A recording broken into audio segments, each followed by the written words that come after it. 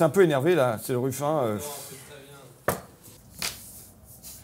Ouais, salut, c'est François, ça va? J'ai une question, est-ce que tu as besoin de gens ou pas? Est-ce que tu as besoin de militants supplémentaires, de bras pour tracter, coller et ainsi de suite? Toi, tu as gagné à combien de voix? À 87 voix, oui, donc c'est vraiment pas grand-chose. Si on veut pas que ça bascule RN là, eh ben, il faut aller y mettre des bras, quoi.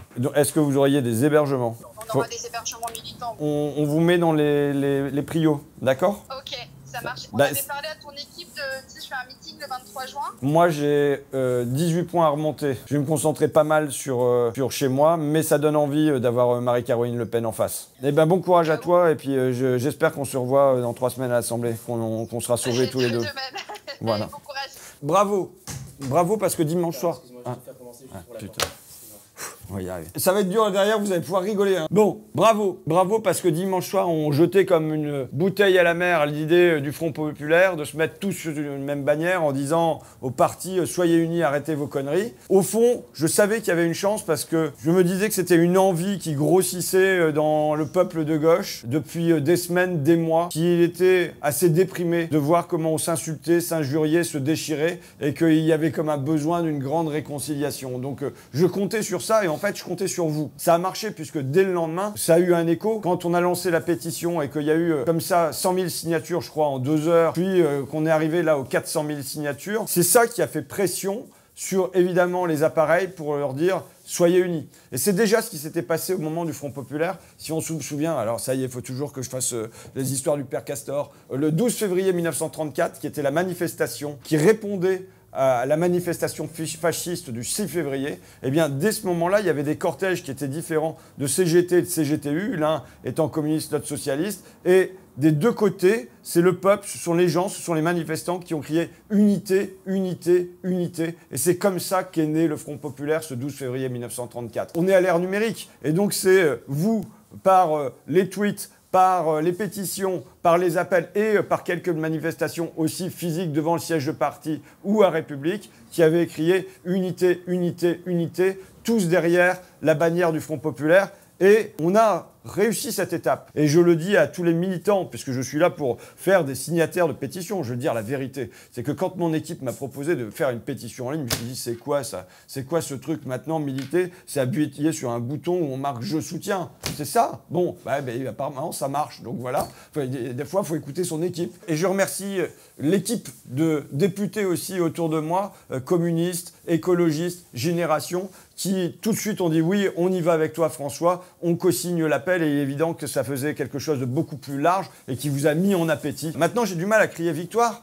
parce que pour moi, la victoire, ça sera le 30 juin, ça sera le 7 juillet. Aujourd'hui, c'est une condition nécessaire mais non suffisante. Et si jamais, c'est pas si jamais, moi je suis là pour vous transformer en militant, de pétitionnaire à militant. Demain, quand vous allez faire du porte-à-porte, parce que c'est la clé, c'est le porte-à-porte, c'est d'aller voir les gens, vous pourrez pas dire « Ah regardez, on a l'union ». Les gens, ils s'en fichent de l'union. C'est pas leur sujet, l'union. Leur sujet, c'est qu'est-ce qu'on met dans le frigidaire, c'est la planète, c'est des tas de choses, c'est leur vie, mais c'est pas l'union, c'est pas un sujet. Maintenant, c'est fait, on passe à autre chose. Je vous parle d'ici, de ma permanence en Picardie. Ah non, c'est plus ma permanence, ça a été transformé en QG de campagne. Ça y est, on a fait les choses dans les règles de la loi. Je vous parle d'ici avec beaucoup d'inquiétudes. Beaucoup d'inquiétudes parce qu'il y a le score de dimanche. 44% pour l'extrême droite, 26% pour le total gauche dans ma circonscription. Donc si on regarde les mathématiques, je suis éliminé. J'ai beau avoir été un initiateur du Front Populaire, je peux être rayé de la carte de l'Assemblée le mois prochain. Voilà, bon, c'est comme ça. J'en parle avec inquiétude parce que d'habitude, je mène des campagnes qui sont des campagnes longues, qui me donnent le temps, en bête de somme, de retourner le terrain, de le labourer, d'y semer et de récolter. Et là, en 15 jours, en 2 semaines, qui nous reste, évidemment, mis dans cette urgence-là, c'est beaucoup plus difficile de mobiliser les forces, d'organiser et de préparer la bataille des âmes et des cœurs, parce que c'est ça qu'on fait quand on tente de retourner des gens, de les sortir de l'indifférence, de la résignation, c'est ça qu'on a à faire, et là, on a à le faire dans une grande urgence. J'ai la chance, moi, d'avoir une équipe déjà constituée, j'ai la chance d'avoir une notoriété qui fait que j'ai des facilités. Mais là, quand je m'adresse à vous, aujourd'hui, c'est pas pour moi. S'il y a des gens qui veulent venir faire campagne, on a besoin, on manque de gens en ce moment pour mener la campagne chez moi. Mais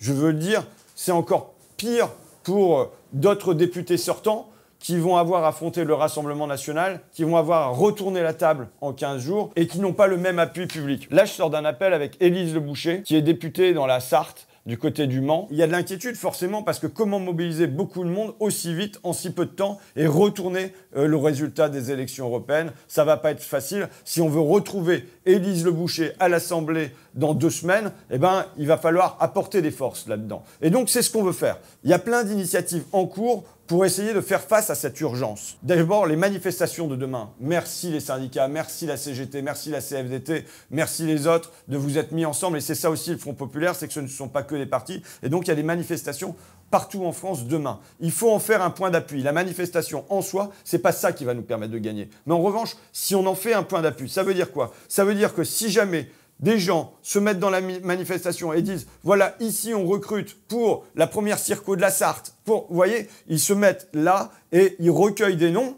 Et à ce moment-là, ça va faire des forces qui vont être entraînées en dehors de la manifestation pour aller mener campagne concrètement au porte-à-porte dans les 2 semaines qui nous restent. Voilà. Donc il faut faire de la manif de demain partout en France. Il faut en faire un point d'appui. Peut-être avoir un petit stand à chaque endroit pour engagez-vous, aller plus loin. La manif suffit pas. Il y a Caroline Dehaas qui a lancé sur sa chaîne Telegram une carte de France où on peut voir qui est le candidat en campagne et où on peut le contacter sur sa page Facebook pour entrer en relation avec lui et venir lui filer un coup de main. Et on va relayer la carte produite par Caroline Dehaas. On vous suggère de nous aider à mener une campagne numérique sur Facebook, sur Twitter, pour se bagarrer contre le Rassemblement national en ligne. Maintenant, c'est aussi un lieu de bataille, même si je pense que dans une élection législative, le principal lieu de bataille, c'est le terrain. C'est d'y aller porte après porte, rue après rue, quartier après quartier, village après village. Ça prend du temps, ça fait faire plus des 10 000 pas par jour,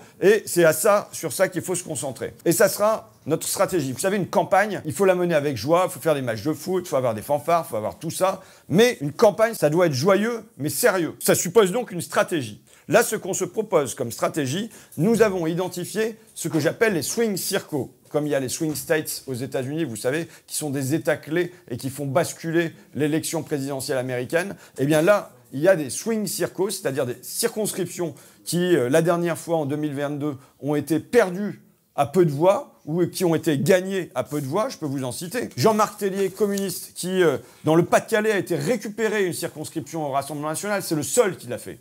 Pour l'instant, c'est le seul qui, dans le pays, a réussi à reprendre une circonscription au Rassemblement national, c'est Jean-Marc Tellier dans le Pas-de-Calais. Eh bien, il faut l'aider. Il avait gagné de 71 voix. Ensuite, il y a Élise Le Boucher, je vous l'ai dit, qui avait gagné de 88 voix. Ensuite, on a Caroline Fiat, vice-présidente de l'Assemblée nationale, première aide-soignante à devenir députée. Elle a gagné à 148 voix la dernière fois, c'est-à-dire un cheveu. Si on veut qu'elle poursuive son mandat, il faut évidemment lui filer un coup de main. On a derrière Philippe Brun, mon collègue socialiste de l'Eure, qui avait gagné à 348 voix face au Rassemblement national. Sylvain Carrère de la France Insoumise dans l'Hérault, qui avait gagné à 458 voix. Florian Choche, mon collègue et camarade, qui, sur le territoire de Belfort, avait gagné à 500 voix près. Sébastien Rome, qui avait gagné dans l'Hérault, lui aussi, à 674 voix près. Charlotte Leduc, qui avait gagné à 797 voix près en Lorraine. Déjà, ces bastions-là, comme le mien, il ne faut pas les perdre. On s'y est installé, il faut y rester pour aller reconquérir les terres alentours. Mais déjà, on ne doit pas les perdre, même quand le Front National a le vent en poupe. On identifie ces swing circos et nous, on est en relation avec leur directeur de campagne pour amener du monde, pour qu'il y ait des hébergements, pour que vous puissiez... Alors, je me souviens de Florian qui, dans ma première campagne, était venu en camping-car et qui avait passé des mois à nous aider, notamment sur Aville. Je ne sais pas si vous avez un camping-car, je ne sais pas si vous comptez faire du camping, mais on va faire pour qu'il y ait des hébergements et qu'il puisse y avoir des militants nomades comme ça. Et ensuite, il y a les circonscriptions qu'on peut aller gratter. Alors, on ne connaît pas encore les investitures, hein, mais la deuxième circonscription de l'Allier, on l'avait perdue face au Rassemblement national à 140 voix. La 16e circonscription du Nord, c'était un communiste qui était à cette époque-là, on l'avait perdu à 225 voix. Dans le Vaucluse, on l'avait perdu à 656 voix. Enfin bon, on a identifié des circonscriptions que la dernière fois, on a perdu de peu. Et ce qu'on se propose, c'est de concentrer des forces sur ces swing circos. Vous êtes l'armée. Mais c'est aussi de la logistique, c'est de l'argent. Une campagne, ça coûte des sous. Et je vais vous dire la vérité, c'est que mes 2 campagnes, mais encore plus la première, Elle était hyper chère. Je pense que j'étais la campagne la plus coûteuse du pays. Aux alentours de 80 000 € pour une campagne qui a duré pendant 6 mois, où on avait un camion où on fabriquait des pizzas, où on avait des fanfares, où on faisait la fête tous azimuts. On n'a pas gagné par hasard, on a gagné parce qu'on a eu une stratégie, on avait identifié quels étaient les points clés de la circonscription, parce qu'on avait des gens pour mener campagne avec nous, mais aussi parce qu'on avait de l'argent. On n'aurait pas eu l'argent, on ne pouvait pas faire ça. Alors à l'époque, je venais de réaliser Merci Patron, j'avais le vent en poupe, et j'ai chopé un César. Ça veut dire que, franchement, on a ramassé des dons et j'ai fait un appel. Et puis, dans la semaine, on avait 40 000 €. Donc, c'était facile pour moi d'avoir mon financement. J'ai même pas eu à aller faire un prêt à la banque. Hein. Et la deuxième campagne, bon, j'ai pas fait de prêt à la banque, on s'est autofinancé, mais c'était une campagne qui était coûteuse aussi. Quand on veut retourner une circonscription, c'est pas vrai qu'on n'a pas besoin de moyens. Par exemple, alors moi je suis un maniaque du tract, avoir des tracts par secteur professionnel, quand on vise l'hôpital, quand on vise les enseignants, avoir des tracts par secteur géographique, c'est-à-dire un tract spécifique sur un village, un tract spécifique sur un bourg, ben, c'est une manière de retourner les gens parce qu'on leur parle en proximité, parce qu'on leur parle de leur métier. Mais évidemment, quand on fait plein de tracts comme ça coûte des sous. Là, j'ai plein de candidats qui m'appellent et qui me disent « François, comment je fais ? Je suis allé voir une banque. Elle ne veut pas me prêter, je vais voir une deuxième banque, elle ne veut pas me prêter. Il va falloir que je recours au médiateur. » Mais vous imaginez là, on a 15 jours de campagne et les copains, les copines qui sont nommés pour aller se bagarrer contre le Rassemblement national, ils vont passer leur temps à aller négocier avec la banque avant de pouvoir vraiment commencer à tracter, à diffuser. C'est pas possible. Donc il faut un financement rapide des campagnes de tous. Alors il y a ceux qui sont sortants, qui vont être financés par leur parti sans doute plus facilement. Il y en a où le parti prête sans difficulté. Et puis il y en a d'autres qui sont des candidats plus société civile, moins identifiés, pour qui c'est plus compliqué. Comment on peut avoir un vrai moment démocratique quand tout se déroule en 3 semaines, et maintenant qu'il en reste déjà plus que 2, à cause de Macron qui a décidé non seulement de faire une dissolution improvisée, mais qui en plus a raccourci les dates, qui est vraisemblablement même pas conforme à la Constitution. Et donc on a des candidats qui sont complètement pris au dépourvu et qui sont dans une grande difficulté logistique. Avant même de pouvoir parler idéologie, se bagarrer sur les arguments, avant de pouvoir aller chercher qu'est-ce qui peut marcher, et j'en parlerai après, parce qu'évidemment c'est les balles à tirer, c'est quand même les arguments. Mais ils n'ont pas le socle pour démarrer vraiment leur campagne. Donc, la proposition qu'on fait, c'est que vous pouvez financer directement la France Insoumise, le Parti communiste, les écologistes, le Parti socialiste, Génération, et puis il y a plein d'autres partis qui existent, mais je crois que pour le financement direct, il doit y avoir que ça. C'est une option. Maintenant, on vous propose que Picardie Debout fasse des prêts rapidement de 5 000, 10 000 € aux candidats pour mener bataille dans leur circonscription, qu'ils puissent imprimer leurs tracts, qu'ils puissent coller des affiches, qu'ils puissent avoir des camions pizza aussi s'ils le veulent, qu'ils puissent avoir des fanfares, qu'ils puissent mettre de la joie dans tout ça. Sinon, ça va être très sec s'ils se retrouvent avec des tracts en noir et blanc seulement. Bon, évidemment, on n'en est pas là. Et surtout, qu'ils soient débarrassés de devoir penser à la banque, au prêt, à des choses comme ça. Qui puisse se concentrer sur ce que doit faire un candidat, c'est comment je parle aux gens. Qu'est-ce que j'ai à dire aux gens? Comment je vais retourner des gens? Ça doit être ça l'obsession. Ça ne doit pas être pollué par « Ah bah le crédit mutuel, finalement il veut pas, bah alors je vais aller voir le crédit coopératif. Bah oui, mais ça prend des délais, en plus c'est pas la même conseiller bancaire. » Voilà les histoires qu'on me rapporte. C'est pas possible. Donc on donnera en priorité, évidemment, au Swing Circo, parce que c'est là qu'il faut d'abord battre le Rassemblement national, et puis ensuite on élargira. Bon bref, on a besoin de vous, que vous vous déplaciez, que vous mettiez votre temps, votre énergie, vos bras, vos jambes au service des campagnes. Et on a besoin de vous et de vos sous parce qu'on ne peut pas faire campagne sans ça. Je veux signaler, à mon avis, 2 erreurs, ou du moins un espace que nous rouvre le Rassemblement national et qu'on doit aujourd'hui exploiter, à mon sens. En tout cas, moi, c'est ce que je ferai dans le porte-à-porte. J'ai commencé hier, vous savez.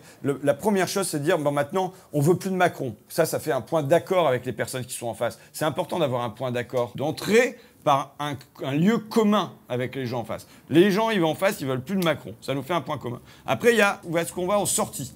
Ça, c'est pas pareil. Il n'y a pas toujours un accord. Soit c'est une sortie de gauche, soit c'est une sortie d'extrême droite. Je pense que le Rassemblement national, là, en tout cas dans des terres populaires comme la mienne, il commet 2 erreurs. La première, je ne sais pas si vous avez entendu cette déclaration de Jean-Philippe Tanguy, un député RN juste à côté d'ici, de la Somme, et qui a dit, bah voilà, bon, plutôt que de donner des millions à la Poste, on ferait mieux de donner à Amazon, et puis ils gèrent ça. En milieu rural, les gens sont très attachés au service postal. Déjà, c'est en fait une blessure que leur poste ait disparu du village. Et l'idée de remplacer la Poste, qui est quelque chose qui appartient au patrimoine national, avec le facteur, avec les boîtes jaunes. Vous voyez, c'est tout un imaginaire aussi. Qui disent qu'il faut remplacer ça par Amazon, en fait, c'est au-delà même du sujet de la Poste, c'est la France qui vend aux États-Unis. Ça, c'est la première chose. Et je pense qu'on doit marquer ce point-là. Évidemment, le deuxième, vous l'avez tous repéré, c'est qu'il va y avoir les macronistes qui vont être pour la retraite à 64 ans, puisque c'est eux qui l'ont fait, les républicains pour ce qui pèse encore, mais qui vont être pour la retraite à 64 ans aussi. Vous allez avoir le Rassemblement national qui a dit maintenant que non, on n'abrogerait pas la retraite à 64 ans, et il y aura nous, les seuls, à être contre cette retraite à 64 ans. Et c'est quand même ça qui est le grand fait social du début de mandat de Macron. C'est ça qui l'a mis en difficulté. C'est ça qui fait qu'aujourd'hui, il fait cette dissolution. Pourquoi? Parce qu'il a été mis en minorité dans le pays. Rappelons-nous quand même, 8 salariés sur 10 qui disent non à la retraite à 64 ans. Tous les syndicats unis qui disent non, et même une majorité à l'Assemblée qui lui disait non aussi. Et il est passé là-dessus avec autorité et brutalité. Tout le monde s'en souvient. Donc c'est le fait marquant. Ça, c'est un fait politique qui s'est ancré dans toutes les têtes, que le président de la République, il est passé par-dessus le pays, qu'il a brutalisé le corps social pour imposer sa réforme. Et voilà, on a maintenant le Rassemblement national qui dit c'est pas grave, on va laisser comme ça, et puis on verra plus tard, peut-être que, peut-être si. Les gens, ils ont compris. C'est une forme de trahison. Eh bien, je pense que là-dessus, on doit appuyer. Ça peut être un enjeu pour refaire basculer des électeurs populaires du côté gauche. Pour terminer, j'ai envie de vous raconter 2 anecdotes. Une sur la France qu'on veut pas et une sur la France qu'on veut. Hier, j'étais dans le train et il y a une dame d'origine africaine avec un accent anglais qui avait un problème parce que la dame au guichet de la SNCF s'était trompée, elle avait fait origine Noyon plutôt que Compiègne. J'ai pas trop bien compris, mais enfin, c'était un enjeu à quelques euros. Et la police ferroviaire est montée dans le wagon, le train s'est arrêté, et ça a duré pendant 20 minutes d'embrouille avec la dame pour une histoire de quelques euros, et de manière assez agressive, quoi. Donc j'ai dit, comme ça montait en tension dans le wagon, j'ai dit, écoutez, je vais payer le billet, comme ça on n'en parle plus. Donc avec l'amende, ça faisait 11 euros, donc je règle le truc. Mais ça suffit pas. Les gars de la police ferroviaire, ils continuent de s'embrouiller avec la dame, alors que on pouvait dire que le problème était réglé et que le train pouvait repartir. Et puis, il y a un gars d'origine maghrébine qui prend sa défense aussi. Résultat, ça monte en tension complète dans le wagon. Le chef de la police ferroviaire arrive et il faut que je sois quasiment en interposition au milieu et avec à la fin, et je le comprends parce que putain, c'était violent. Un gars qui dit au contrôleur, faites pas monter vos chiens comme ça. La sûreté ferroviaire qui remonte dans le wagon et en remet une couche en disant on va l'interpeller. Bon, bref, c'est parti en pataquès. Voilà la France qu'on ne va pas. C'est une France qui a la fièvre pour un billet de train et une amende à 2,80 €, quoi. Enfin, c'est du délire. Bon, bref, j'étais tellement pas bien que j'ai oublié mon numéro de carte bancaire. J'ai eu à régler un truc dans le train parce que moi non plus, j'étais pas en règle et j'arrivais plus à me souvenir de mon numéro de carte bancaire. Tellement cette scène m'a marqué et je me suis dit en fin de compte, ce qui m'inquiète le plus, c'est, il faut pas opposer l'hypothèse, mais si jamais ils arrivent au pouvoir, c'est non seulement les décisions qui vont être prises par le sommet, par les ministères, mais ce qui m'inquiète encore davantage, c'est les forces que ça va libérer dans le pays, et les forces noires que ça va libérer dans le pays. Maintenant, je vous dis, la France que je veux, là où j'ai lancé ma campagne, à Amiens-Nord, c'était devant le Safran, et c'est à l'intérieur, la semaine dernière, que ma fille faisait un spectacle de hip-hop, avec ses copains du quartier, du collège et tout ça. Et c'était très mélangé. Il y avait même des adultes handicapés qui faisaient un bout de spectacle. Et à la fin, je vais voir une dame, maintenant je sais qu'elle s'appelle Justine, qui est une maman célibataire, et je lui dis, voilà la France qu'on veut. Et elle me répond, non, c'est pas la France qu'on veut, c'est la France qu'on a, et de toute façon, ils ne nous l'enlèveront pas. Je pense que Justine, c'est un visage de notre Front populaire. Voilà. Et à la fin, c'est nous qu'on va ? Oh, c'est mou derrière, c'est mou derrière. Et à la fin, c'est nous qu'on va gagner. Ouais, salut Florian, ça va? Écoute, je t'appelle pour savoir comment s'annonce ton début de campagne. Écoute, ça s'annonce très bien. On a une grosse mobilisation au niveau des militants, plein de gens qu'on n'avait jamais vus avant qui viennent nous rejoindre, qui disent il faut qu'on y aille, il faut qu'on se batte, on veut pas de l'extrême droite au pouvoir, donc il y a vraiment une grosse mobilisation, les gens sont prêts à donner de leur temps et c'est vraiment enthousiasmant. T'as un gros sursaut, quoi. Bon, on sait jamais, hein, moi je suis passé qu'à 500 voix aux dernières élections législatives. Donc ça va être très serré. Là, le Rassemblement national a fait un gros score. Mais en attendant, cette union du nouveau Front populaire, c'est vraiment une très bonne nouvelle. Je pense que ça va motiver les gens à donner encore plus de leur temps et de leur énergie. Dis, est-ce que tu as besoin qu'on t'envoie des militants? Tu sais, j'ai eu 400 000 signatures là sur la plateforme. Est-ce que tu as besoin qu'on envoie des militants chez toi ou bien du coup tu dis j'en ai assez? Franchement, il n'y en a jamais assez. Si tu as des gens qui sont motivés à venir faire campagne avec moi dans le territoire de Belfort, ils seront les bienvenus. J'ai besoin d'un maximum de bras et de gens motivés pour faire campagne. Ok, bon bah écoute, on invite les gens à aller vers ton directeur de campagne, d'accord? C'est super gentil, je te remercie François. Je t'en prie, c'est moi qui te remercie Florian. Bon courage à toi. Surtout et j'espère qu'on se retrouve dans 15 jours. Ah oui, Charlotte, c'est François, ça va? C'est juste en un mot, est-ce que tu as besoin qu'on t'envoie des militants ou pas? On a toujours besoin de militants, j'ai envie de dire. C'est juste pour savoir si on t'envoie, si tu sais, sur les 400 000 signataires, il doit y avoir des Lorrains d'une part, si on te les envoie avec Caroline peut-être, et puis par ailleurs, si jamais il y a des gens d'ailleurs, si vous avez des hébergements pour... vous avez des hébergements? Je pense qu'on peut. Ouais, d'accord. Bah écoute, on a identifié, si tu veux, une vingtaine de circonscriptions où ça s'est joué à peu entre le RN et la gauche la dernière fois, dans un sens ou dans l'autre, gagné ou perdu. Et on va envoyer en priorité sur vos circos, quoi. Super. Enfin, et la mienne d'ailleurs aussi. Hein. Merci beaucoup. Bah, je t'en prie.